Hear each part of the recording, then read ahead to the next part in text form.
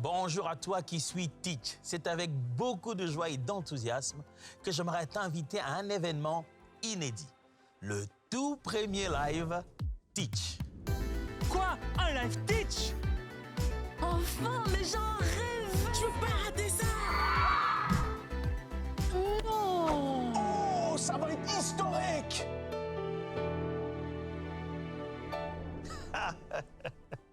Oh oui, vous avez bien entendu. Teach arrive en direct. Pendant 4 heures, nous serons en mode école, en train d'apprendre et de comprendre les mystères des rêves. Pourquoi nous rêvons? Que veulent dire nos rêves? Quelles sont les catégories, les formes, les types de rêves? Et je le crois qu'à la fin de ce live, vous sortirez avec des clés bien précises pour interpréter toutes ces choses. Alors, let's Teach. Grandissons ensemble. Ne manquez pas ce live spécial Teach sur les mystères des rêves, samedi 21 février à 15h, heure de Paris, sur EMCI TV. Et retrouvez toutes les notes du live sur l'application Teach, disponible dès maintenant sur le Play Store et l'App Store.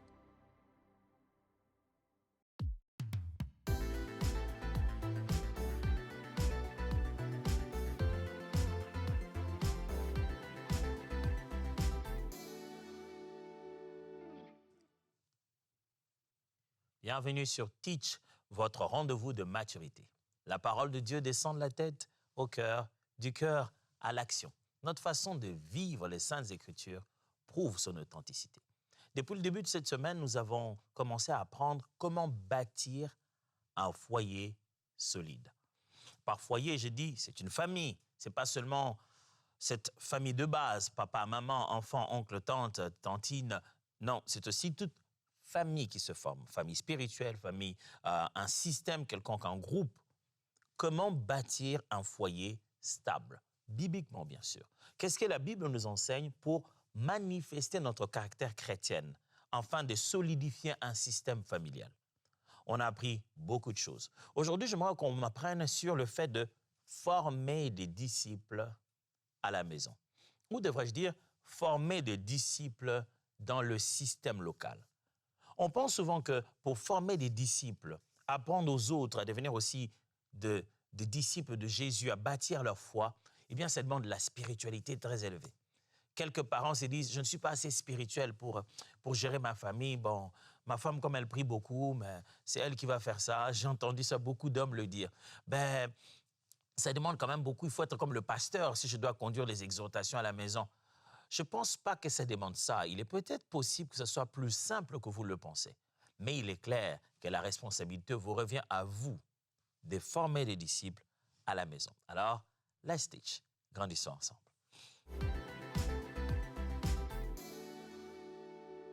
Dieu n'appelle pas les parents parfaits. Non. Dieu ne se dit pas, vous deux, je vois que ce jeune homme et cette jeune fille, ils sont les deux parfaits, alors je les permets à eux de devenir des parents parce qu'ils sont sans faute. Non, Dieu n'appelle pas de parents parfaits. Ce qu'il fait par contre, il forme des parents disponibles. On devient parent au travers des enfants en fait. Parce qu'avant, vous n'êtes pas parent, jusqu'à ce que vous ayez une responsabilité sur des enfants. Donc, on ne connaît même pas nos compétences, on ne peut même pas être évalué jusqu'à ce qu'on ait des enfants à gérer. Pas nécessairement nos propres enfants, même d'être en train de gérer des enfants. C'est l'avenue des enfants, leur arrivée dans nos vies qui nous rendent parents. Quand les enfants arrivent, on démarre l'école à la paternité, à la maternité. On commence à apprendre à zéro. On ne sait pas grand-chose. Alors Dieu n'attend pas de vous une perfection. Il ne se dit pas « Ah, mais quel genre de parents vous êtes? Je vous ai tout appris, vous aurez dû être les meilleurs parents, vous allez aller... » Non, non, non. Il ne se dit pas ça. Ce que Dieu veut, c'est savoir combien disponible tu es à apprendre dans cette école de paternité. Es-tu disponible à devenir un meilleur parent progressivement? Par le mot parent, j'entends pas seulement les parents à la maison, j'entends tous ceux qui conduisent un système, tous ceux qui sont appelés pères et mères de tout un système. On ne le devient pas, on n'est pas parfait. Je sais que les hommes nous demandent de la perfection, mais on n'est pas parfait du tout. Dieu n'attend pas de nous que nous soyons des leaders parfaits. On apprend. Ton foyer n'a pas besoin d'un expert. Il a besoin d'un guide juste qui est fidèle. Ta maison ne demande pas un expert en paternité. un expert en maternité. Ton église ne demande pas un expert en pastoral. Des fois, même, parlons d'église, tiens. Des fois, les membres, quand ils viennent à l'église, des frères et sœurs, quand ils viennent dans une assemblée, ils sous-entendent que toi, en tant que pasteur, tu connais la chose, quoi. Tu sais ce que c'est qu'être un pasteur, sinon on ne s'improvise pas pasteur. Bien sûr que non, on ne s'improvise pas pasteur. On est juste appelé et on n'est pas appelé par perfection. On est juste appelé par grâce. Dieu décide juste de prendre une chose vile pour confondre les sages. Il prend juste des êtres humains normaux. Chaque jour, je regarde ma petite vie et je me dis, Père, pourquoi moi? Pourquoi vraiment moi? Et Dieu ne se dit pas, bah écoute, assieds-toi ici, tu vas devenir parfait, la crème de la crème, alors je vais t'utiliser. Ce n'est pas comme ça que ça marche avec Dieu. Dieu te dit, je vis ton cœur, je veux partir de là pour faire quelque chose de grand. Je peux t'apprendre beaucoup plus de choses. Entrons dans cette école et on commence à suivre cette école, petit à petit. Il en est de même pour ta maison chez toi. Ta maison ne demande pas un expert en prière. Ta maison ne demande pas un modérateur de l'église, un conducteur de louange. On ne cherche pas le groupe de louange de la musique. Non. Chez toi, Dieu veut juste quelqu'un qui a besoin de Dieu pour guider son peuple au peuple. Vous savez pourquoi Dieu a donné à Salomon la sagesse et l'intelligence? C'était dans sa demande. Il est allé chercher Dieu en disant, regarde, ce peuple nombreux, tu as donné à mon père la capacité de gérer ce peuple. C'est si grand peuple, si nombreux, que moi, maintenant, je dois me mettre à diriger. Je dis, Seigneur, comment je vais faire pour diriger ces gens? J'ai vraiment besoin de sagesse et d'intelligence. Il veut juste être fidèle dans la façon de guider le peuple. Et Dieu entend cette prière et lui donne sagesse et intelligence. Dieu donne sagesse et intelligence aux moins expérimentés. Un disciple, vous le savez, il se forme plus par une foi vécue que par un cours parfaitement élaboré. Ta maison n'a pas besoin que tu puisses commencer à faire asseoir les enfants et dire, OK, nous allons commencer par une nouvelle série aujourd'hui. Chaque lundi matin, on va commencer par une série que papa a préparée sur les 7 sceaux de l'Apocalypse. Ah, pourquoi pas? C'est faisable, c'est possible. Mais ce n'est pas ça ton rôle en tant que parent. Pour faire de tes enfants des disciples. Ce n'est pas ça ton rôle en tant que père, en tant que mère dans un système, pour faire des disciples. La première école au travers de laquelle ceux qui vous entourent apprennent réellement, ce n'est pas ce que vous leur dites, ni un cours parfait que vous avez élaboré. Non, c'est plutôt votre vécu. Ils veulent vous voir vivre Jésus. Mieux, ils veulent vous voir exprimer Jésus en vécu. C'est ce qu'ils veulent imiter. J'aime comment Paul, avec tellement de courage, je me suis toujours dit, Paul, waouh, il était trop conscient de lui-même ou quoi? Il dit, soyez mes imitateurs comme je le suis pour Christ. Si tu imites Jésus, tu le sais. Toi-même, tu le sais. Et à quel point il se forme en toi, tu en es conscient. Si bien que tu peux avoir ce courage, sans que ce soit de l'orgueil, de dire, soyez mes imitateurs comme je le suis pour le Christ. Vous pouvez donc faire des disciples de Jésus là où vous êtes. Je ne parle pas de faire de votre maison une église ou de votre entreprise une cellule de votre assemblée. Non, je parle de faire de disciples dans votre maison. Lisons quelques textes. Deutéronome chapitre 6, versets 6 à 7. Deutéronome 6, 6 à 7. La Bible dit ceci. « Et ces commandements que je te donne aujourd'hui seront dans ton cœur. Tu les inculqueras à tes enfants. Et tu en parleras quand tu seras dans ta maison, quand tu iras en voyage et quand tu te coucheras et quand tu te lèveras. » Ce texte nous montre quelque chose de très frappant. C'est que faire des disciples commence par une foi dans le cœur, partagée simplement au quotidien. Il dit, je te donne ces commandements, tu le partages avec tes enfants, quand tu te couches, quand tu te lèves, quand tu voyages. Il montre que c'est dans des circonstances, j'allais dire naturelles, du vécu, du quotidien, que ces commandements vont quitter les pères pour aller vers les enfants. Dieu ne veut pas qu'on fasse encore une autre salle de classe chez nous, où on apprend à nos enfants les 7 leçons des affermissements qu'on a appris à l'église. Non. Dieu veut d'abord qu'on leur en parle, d'un côté, mais qu'on les vive dans les différentes circonstances. Faire des disciples commence par une foi dans le cœur, mais partagée simplement dans le quotidien. C'est dans le quotidien de la maison que tu transformes ces enfants. tes propres enfants, tes cousines, tes cousins, tes nièces, toutes ces personnes sous ton toit, dans ton foyer, peuvent devenir des véritables disciples de Jésus sans que tu aies besoin de le forcer pour aller à l'église. Non, si personne ne va à l'église ici, personne ne va manger si vous n'allez pas à l'église. Est-ce que ça marche vraiment comme il faut? Est-ce que ça ne devient pas une pression plutôt qu'une foi? La Bible dit c'est que Dieu t'a donné à toi, tu dois leur en parler, mais tu dois leur en parler en différentes circonstances. C'est-à-dire, il faut modéliser cela. Donne un modèle de cela dans différentes circonstances de la vie quotidienne. Deuxième texte, 2 Timothée chapitre 3, à partir de versets 14 à 15. 2 Timothée 3, 14 à 15. Voici ce que disent les Écritures. Toi, demeure dans les choses que tu as apprises et reconnues certaines, sachant de qui tu les as apprises.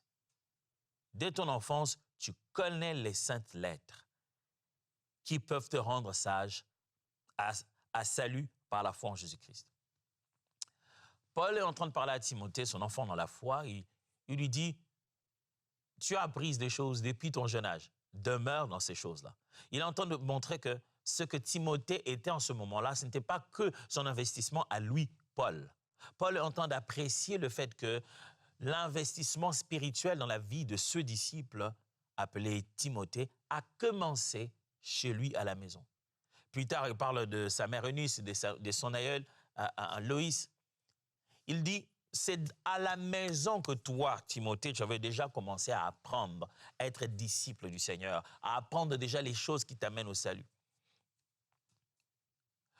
Pourquoi? Parce que pour Paul, il sous-entend qu'à la maison, on peut déjà commencer à bâtir, être formé dans la foi, une foi solide sur la durée.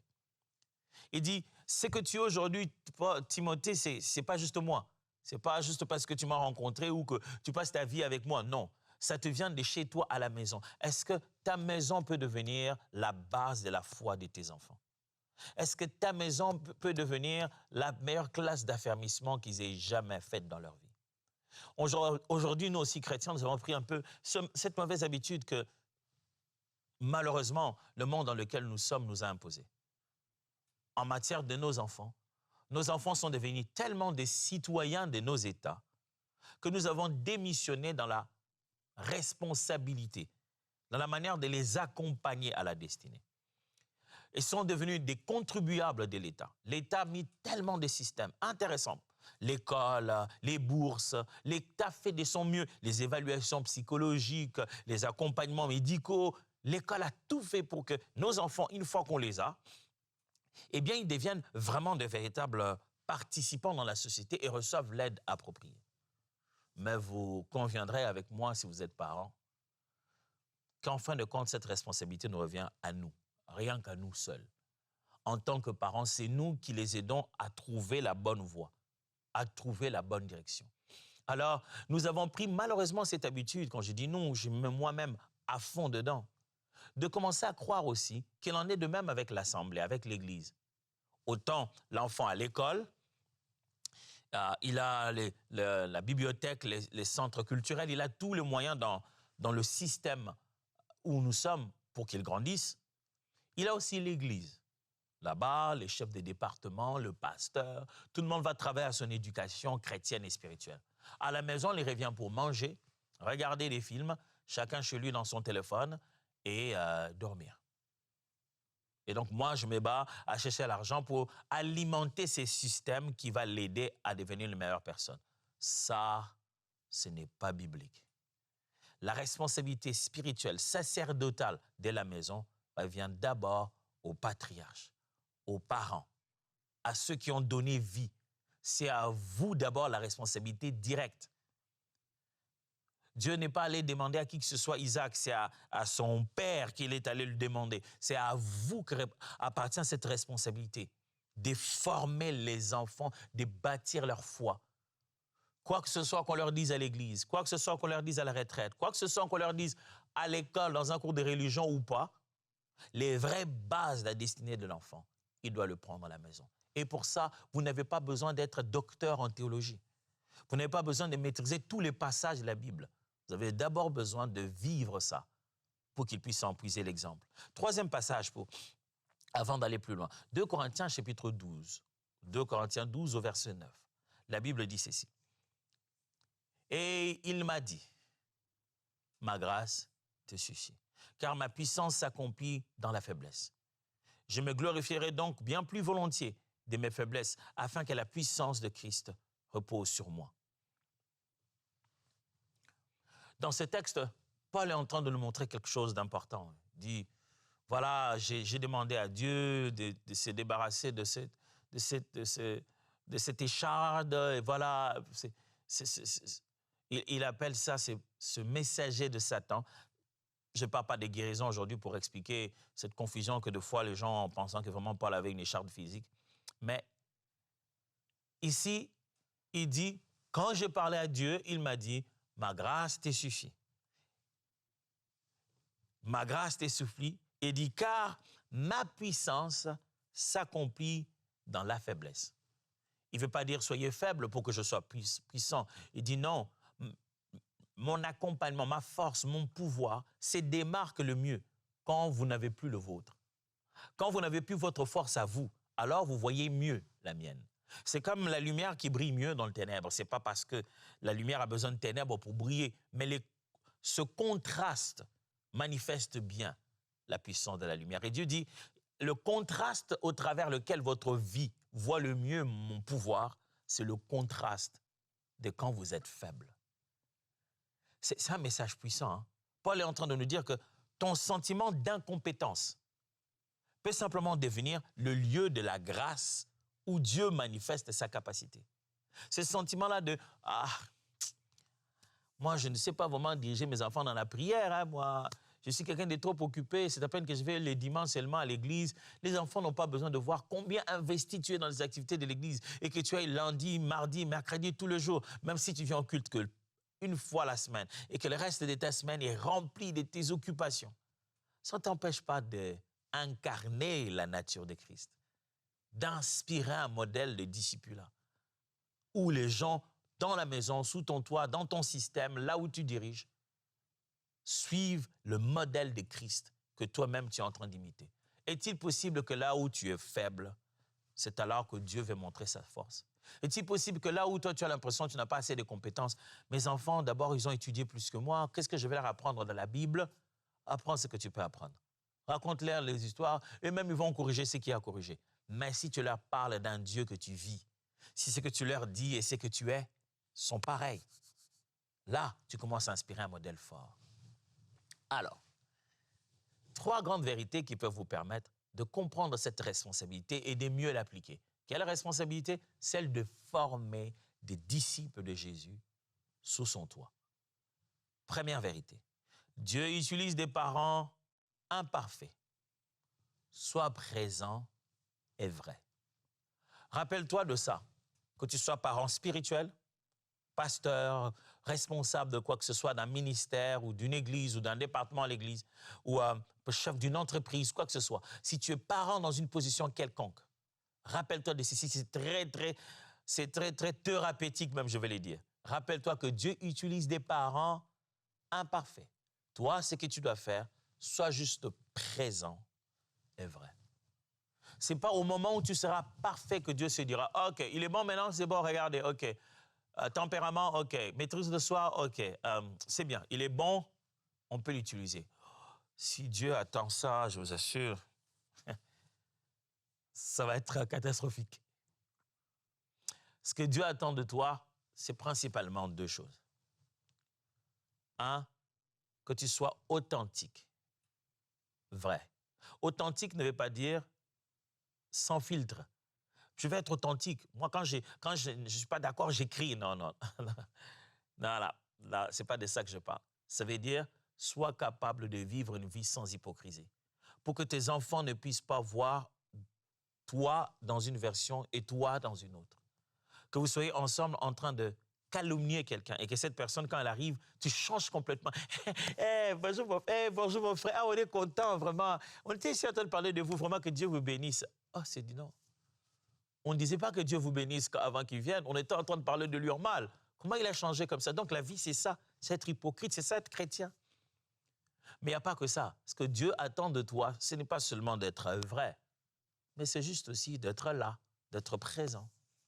Ta présence. S'ils doivent t'imiter pour devenir disciples, il faut que tu vives ces valeurs là où ils sont. Ils doivent avoir envie d'être comme papa, ils doivent avoir envie d'être comme maman, ils doivent avoir envie d'être comme pasteur. Si toute ta vie est vécue dans un mystère éloigné, comment tu fais des disciples? Jésus a fait des disciples en les laissant venir chez lui. Tiens, ça c'est l'un des grands défis de notre génération actuelle. Le monde aujourd'hui a changé dans un système où le disciple reconnaît un maître quand le maître vient chez eux. C'est-à-dire que c'est le maître qui va voir chacun à la maison, c'est celui-là qui est bon berger. Par contre, le concept des disciples dans la Bible, c'est l'inverse. C'est les disciples qui vont chez le maître. Quand ils reconnaissent un maître, ils sont prêts à le suivre. Rabbi, où demeures-tu? Ils sont prêts à aller même dans les fêtes des mariages avec lui. Nous sommes dans un contexte spirituel où ceux qui veulent apprendre veulent que tu viennes chez eux. Chaque jour, tu frappes à leur porte, tu viens les visiter.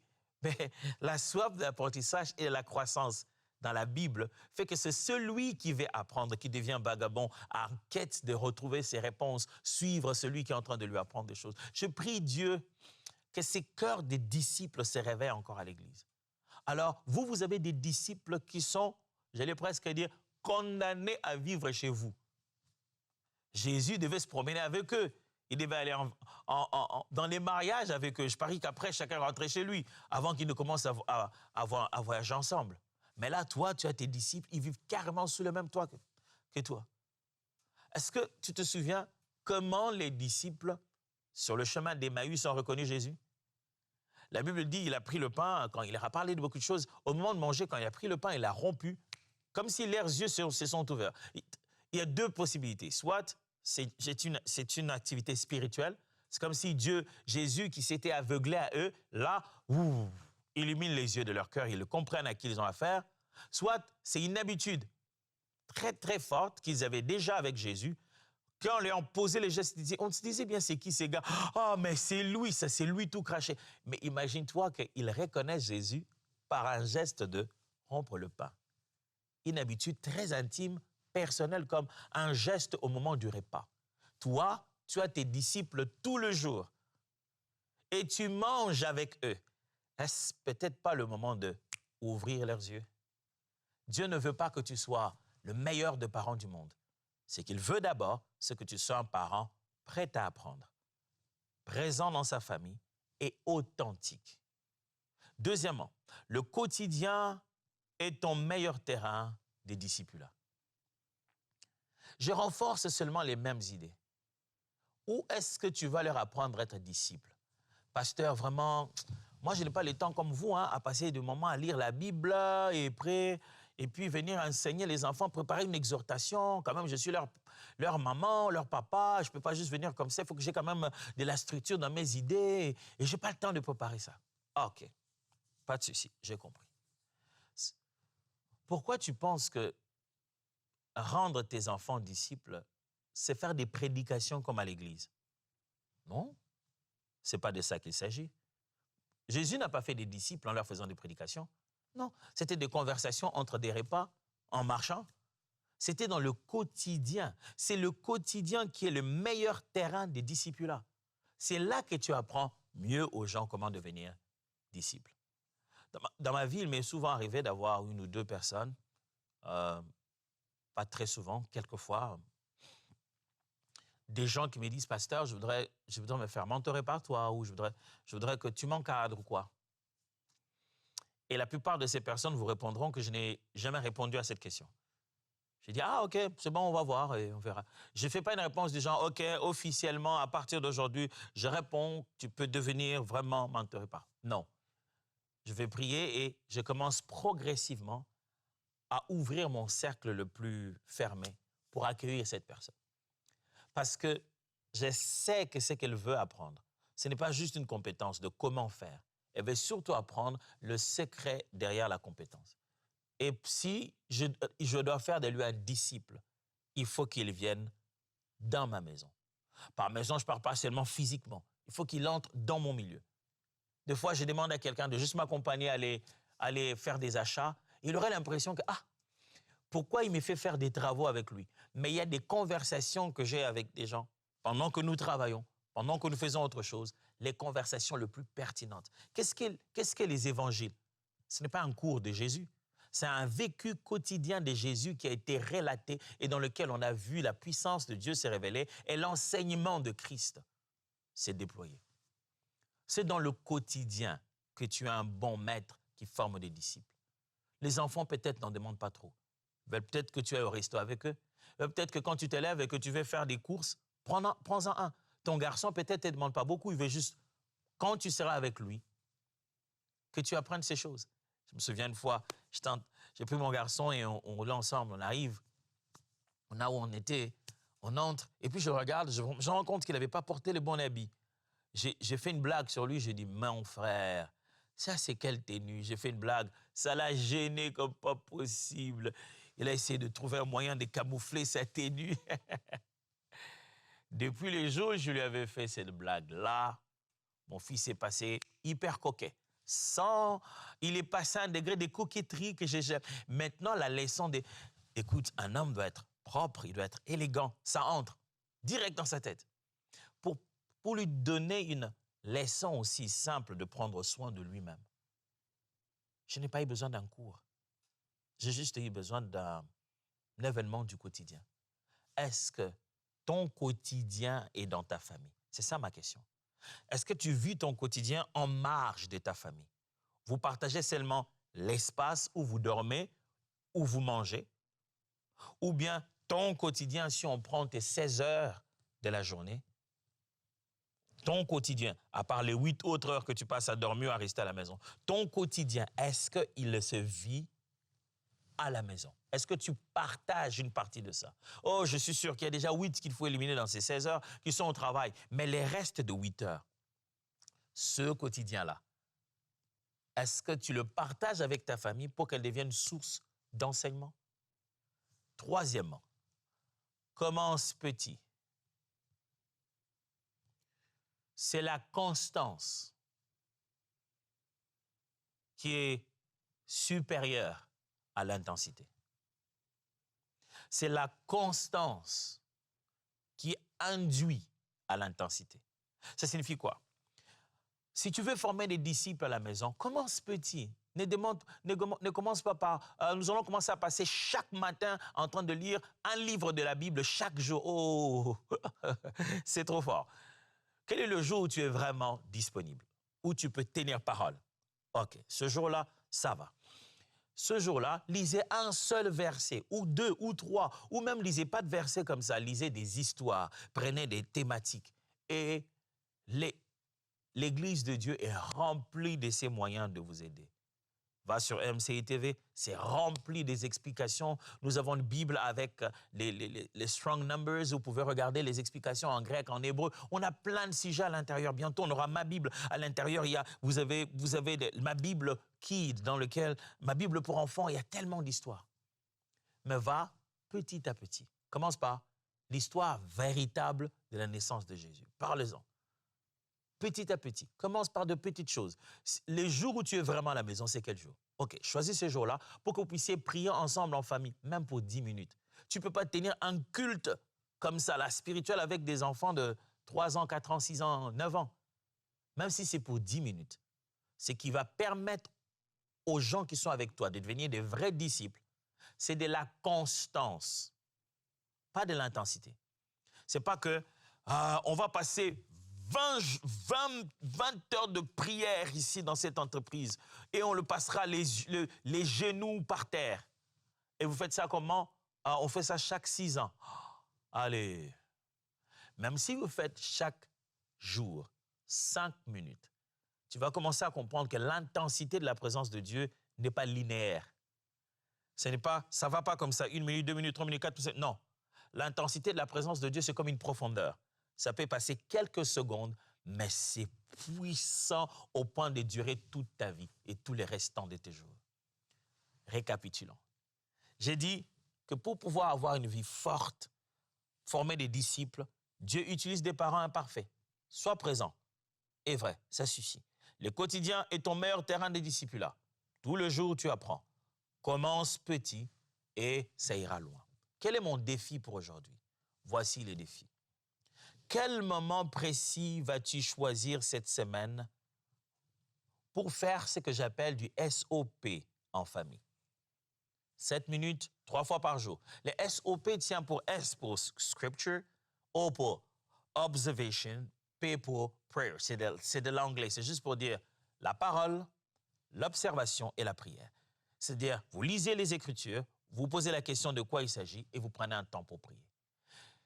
Cette semaine, fais-toi un petit programme. Quel est le moment précis que tu vas choisir pour passer ces moments, ces 3 choses avec ta famille? Le défi est lancé. On se voit demain. Dieu vous bénisse.